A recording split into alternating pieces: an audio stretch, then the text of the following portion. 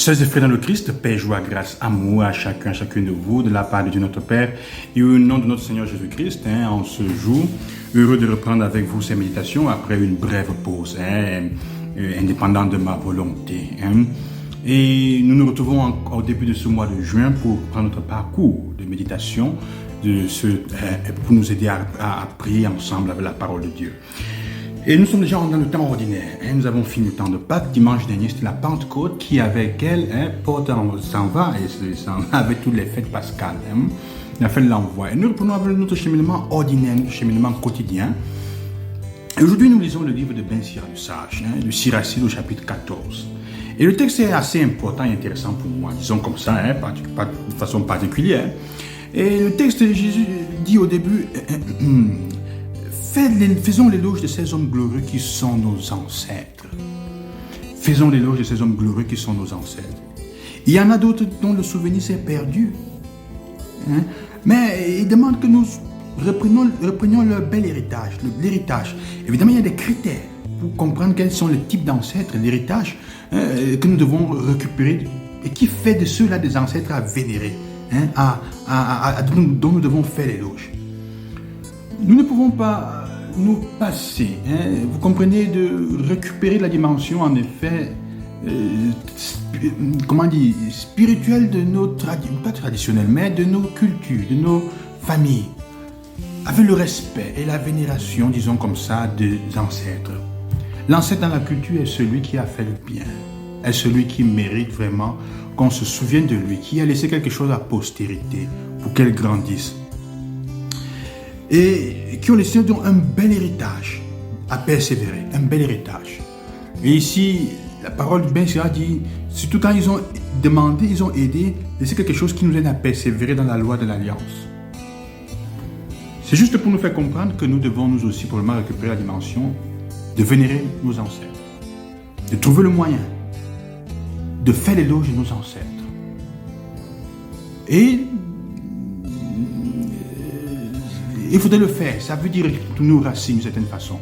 Le Seigneur ne refuse pas cela, au contraire, au contraire.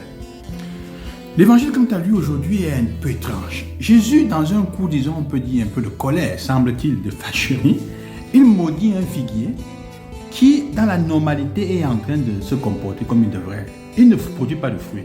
Il trouve le figuier dans une période de l'année où il n'y a normalement pas de fruits. Et qu'est-ce qu'il fait? Il se fâche. Et il maudit le figuier. Le lendemain, le figuier est séché. À la fin, ce qu'il dit aux disciples est intéressant. Jésus veut nous faire comprendre, sœurs et frères, que au-delà de la nature, du fait d'attendre la nature même des choses de se révéler dans le quotidien, mais il veut nous faire comprendre que comme chrétiens, nous devons être prêts. Nous ne pouvons pas nous arrêter simplement aux choses à faire entre guillemets dans la normalité. Je fais le minimum et ça me va. Je fais ceci, j'ai fait ma part. Jésus veut que nous comprenions quelque chose, que nous comprenions que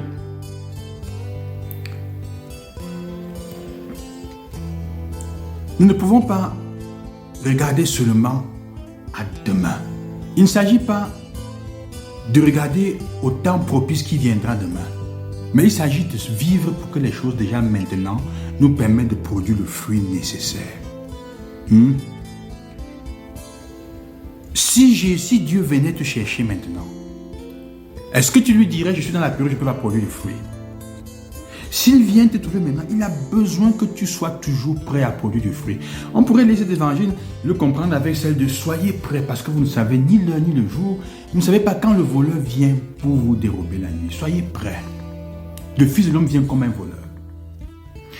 Et je veux nous faire comprendre que, quelle que soit la chose décisive que tu as à faire, il faut te jouer, il faut le faire dans le présent.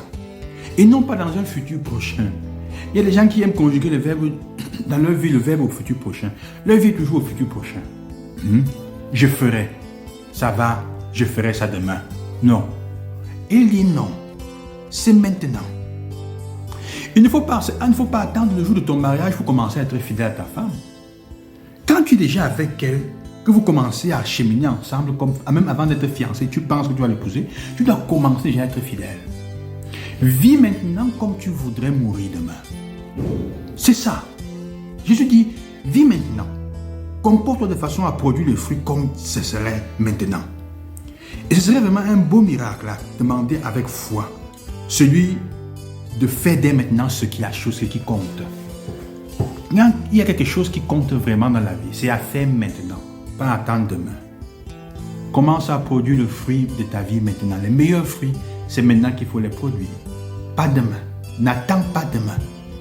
Demain se suffit à lui-même. Tu n'as que le présent maintenant. Tu n'as que le présent. Si le Seigneur venait maintenant, trouverait-il des fruits? Et quels fruits trouverait-il dans ta vie? Que Dieu vous bénisse, sœurs et frères, en ce mois. Nous célébrerons Saint Jean-Baptiste bientôt. Il y aura aussi une neuvaine à Saint Jean-Baptiste à faire, que je vous proposerai dans quelques semaines. Je vous bénis au nom du Seigneur. À demain, loué soit Jésus-Christ.